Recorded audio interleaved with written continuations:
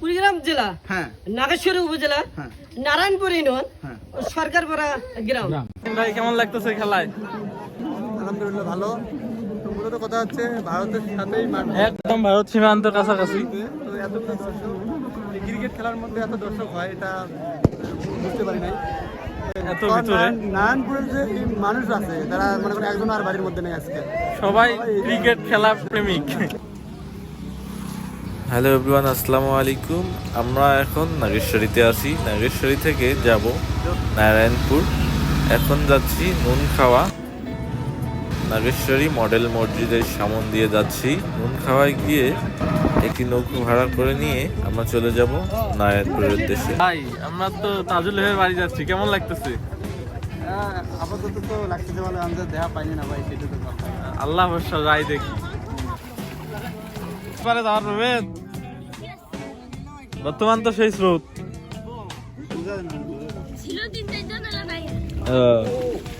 নৌকা ছেড়ে দিল, আমরা যাচ্ছি এখন নারায়ণপুর চরে তাজুল ভাইয়ের বাড়ি।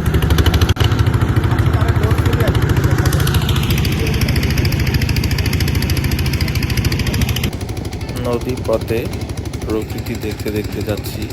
এই দেখেন একটি সাদা বাউক, কত সুন্দর লাগতেছে। চলে বাস, ট্রাক, মাইক্রো, এখানে চলে শুধু নৌকো।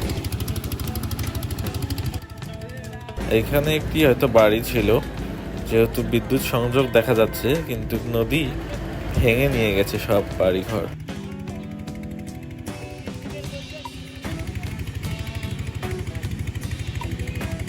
নদী পাড়ের মানুষের খুবই দুর্ভোগ হয়। এখানে অনেক গরু মহিষ, তারা এগুলোই পালন করে থাকে, নিজের জীবন জীবিকা পালন করে। চরের মানুষের সবে গেছে কারেন্টের তার, যে কারেন্ট পৌঁছে দেওয়া বিদ্যুৎ সংযোগ চলে গেছে এই দিক দিয়ে। নদী ভাঙে গড়ে, এই তো নদীর খেলা। নদী দেখতে দেখতে পৌঁছে গেলাম। এখান থেকে রওনা দিলাম একটা মোটর সাইকেল ভাড়া নিয়ে তাজুল ভাইয়ের বাড়ির উদ্দেশ্যে।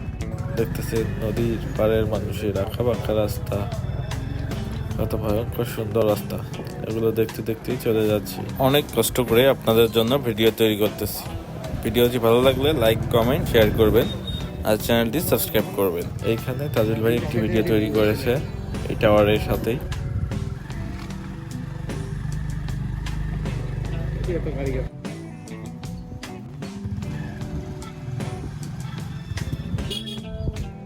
বাজার দিয়ে তাজুল ভাইয়ের বাড়ির উদ্দেশ্যে যাচ্ছি। আশেপাশে সবচেয়ে বড় বাজার না? তাজুল ভাইয়ের বাড়ি ফাঁকা একদম, তাজুল ভাই বাসায় নাই। এইদিকে বিভিন্ন এলাকা থেকে আসছে লোক তাজুল ভাই ইন্টারভিউ নেওয়ার জন্য। এরপর থেকে আমার এই তাজুল ভাই আর কাউকে সচরাচর এইভাবে সাক্ষাৎকার দিবে না ভাই, এটা লাস্ট কথা। নিজেকে প্রমাণ করতে চাই কাজ দিয়ে, কারো মুখের কথা নয়। সফলতার পথটা কঠিন হলেও নেই কোনো ভয়। উনি বাস্তবতাকে করেছে আলিঙ্গন, কখনো মানতে চাইনি হার। উনি হেরে গেলেও রুখে দাঁড়াবে বারবার। উনি সাহস রেখে চলে, দুঃসময় নিজেকে রাখি স্থির। উনি ওনার গল্পের সেই ভাইরাল নিউজগুলো করিয়ে মানুষের মাঝে তুলে ধরতে চায়, সেটাই জনগণের মাঝে বুঝে দিতে চায়। আপনার এই যে অ্যাড্রেসটা একটু বলে দেন না দর্শকদের দিচ্ছে। আপনার কোন জায়গায়, আপনার বাড়ি কোথায়? কুড়িগ্রাম জেলা, কুড়িগ্রাম জেলা, নাগেশ্বরী উপজেলা, নারায়ণপুর ইউনিয়ন, সরকারপাড়া গ্রাম। আচ্ছা আচ্ছা তাজু ভাই, মানে এই যে আপনার ভিডিও তো নতুন নতুন আপডেট আইতেছে, হ্যাঁ, এই যে আপনি যেভাবে উপস্থাপনা করেন, হ্যাঁ, এই বিষয়ে একটা আপডেট দিতেন, নতুন দর্শকদের কি চমক দিতেছে? আপনার দর্শক যারা আপনাকে বাংলাদেশের মানুষ ভালোবাসতে, তাদেরকে উৎসাহ দিচ্ছেন। আসলে আমি তো কিছু বুঝি না, মানুষকে আমাকে বলে তোমাকে সবাই সাপোর্ট করছে, সবাই দেখতেছে, আমি অনেক খুশি। আরো আচ্ছা, এই বুমটা দিয়ে তো আপনি ভাইরাল হয়েছেন, লগে কিভাবে আবার কুড়িগ্রামের কি দুর্বলতাটা তুলে ধরতে চান? আসলে আমি নতুন সরকারকে, নতুন এমপি কে আমি আবারও বলি, বারবার বলি, আমি সরি জানাই, ভুল হবে বারবার বললে। নতুন সরকারকে, নতুন এমপি কে, বাংলাদেশের যত চর এলাকা আছে অল প্রীতি, আমি একসাথে শহর দেখতে চাই। আমি ভালো ডিসিশন। আচ্ছা আমি চর থেকে ঢাকায় গেতে দেখো আমি রাস্তা ঝিলমিল দেখতে চাই। এত প্রতিভা ভাই আগে কেন জনগণের মাঝে দেখেন নাই? ইনশাআল্লাহ দোয়া করি একদিন অনেক বড় হন ভাই। ভাই জনগণের মাঝে আমি একটা বার্তা দিতে চাই, আপনি নাকি ফেসবুকের মধ্যে কোটি কোটি টাকা কামাইতেছেন, মনিটাইজেশন পাইছেন? না না আমি এখনো পাই নাই। ওই দেন বেচারা মনিটাইজেশন পায় নাই, আর আপনারা বার্তা দিতেছেন বেচারা কোটি কোটি টাকা কামাইতেছে। ভাই আপনি একজন হতদরিদ্র মানুষ না ভাই? মানুষ কইতেছে এখন আপনি ফেসবুক থেকে কোটি কোটি লাখ লাখ টাকা মিলিয়ন মিলিয়ন বিলিয়ন বিলিয়ন টাকা এখন কত কামাইতেছেন। টাকা ঢুকছে? কত ভাই? টাকা ঢোকে নাই অথচ ভাই আল্লাহ আগে ভাই আপনার ফেসবুক চ্যানেলে ভিডিও আপনি শেয়ার দিচ্ছেন আজকে এখান থেকে যাদের পেজ আছে, হ্যাঁ, আমরা যদি কিছু আপনাকে দিতে চাই এই মুহূর্তে আপনার প্রকাশ না করেন, আমরা হাতে থাকবো। আমরা এখন ইন্ডিয়ার ভিতর দিয়ে হাঁটতেছি, অন্যরকম একটা অনুভূতি হতেছে। বাংলাদেশের মানুষ হয়ে ইন্ডিয়ার ভিতর দিয়ে যাচ্ছি ব্রহ্মপুত্র নদীর মাঝে, এই যে দেখুন। আর আমরা একদম ইন্ডিয়ার ভিতর দিয়ে যাইতেছি নদীর বগল দিয়ে। ওই দেখেন ক্যাম্প, আমরা ইন্ডিয়ার একদম ভিতরে প্রায় 100 গজ ভিতরে দিয়ে যাইতেছি। ভাবতেছেন অন্যরকম একটা অনুভূতি।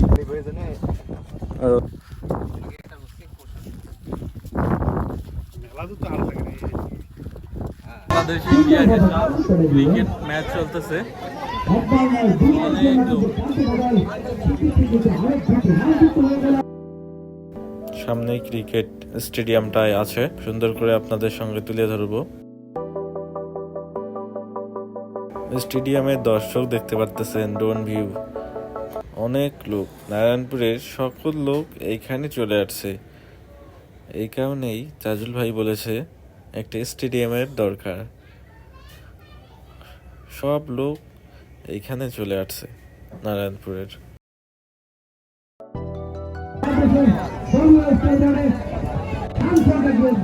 তারা কত ক্রিকেট প্রেমিক দেখেন। এদিকে ইন্ডিয়া, এইদিকে হচ্ছে ক্রিকেট। কি চমৎকার দৃশ্য! খেলা দেখতে দেখতে এখানে আমরা নাইম ভাইকে পেয়ে গেলাম। ভাই কেমন লাগতেছে খেলায়? আলহামদুলিল্লাহ ভালো। মূলত কথা হচ্ছে ভারতের সাথেই একদম ভারত সীমান্তের কাছাকাছি। এতগুলো দর্শক ক্রিকেট খেলার মধ্যে এত দর্শক হয় এটা বুঝতে পারিনি। এত ভিতরে নারায়ণপুরের যে মানুষ আছে তারা মনে করেন একজন আর বাড়ির মধ্যে নেই আজকে। সবাই ক্রিকেট খেলা প্রেমিক, সবাই আসছে এখানে। গ্যালারির সাইডও সাইডে দু দর্শক।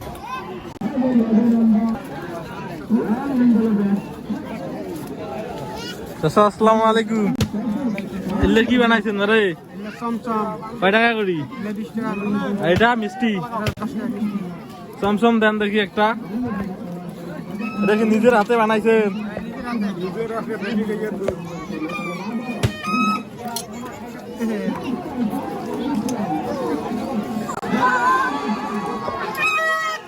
এটা হইলো চমচম, চাচা নিজের হাতে তৈরি করছে।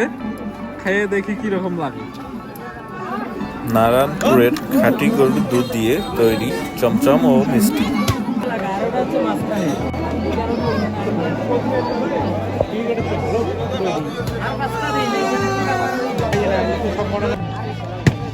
এইদিকে সূর্য গ্রামের উঠতেছে, খাঁটি এইদিকে গরুর দুধ চলছে দিয়ে খেলা। তৈরি এই মিষ্টিগুলো।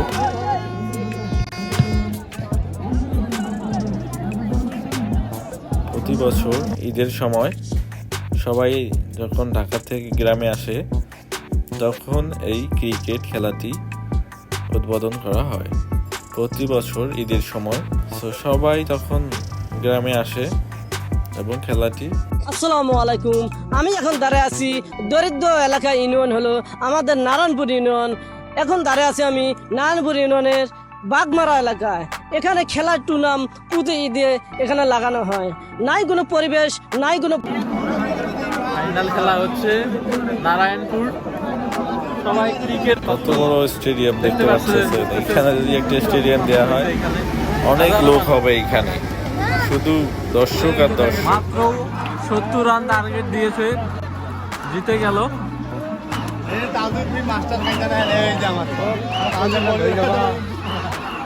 70 রান টার্গেট, জিতে গেল। চ্যানেলটি সাবস্ক্রাইব করে পাশে থাকবেন। আশা করছি এইরকম ভিডিও আরও আসবে সামনে। ধন্যবাদ।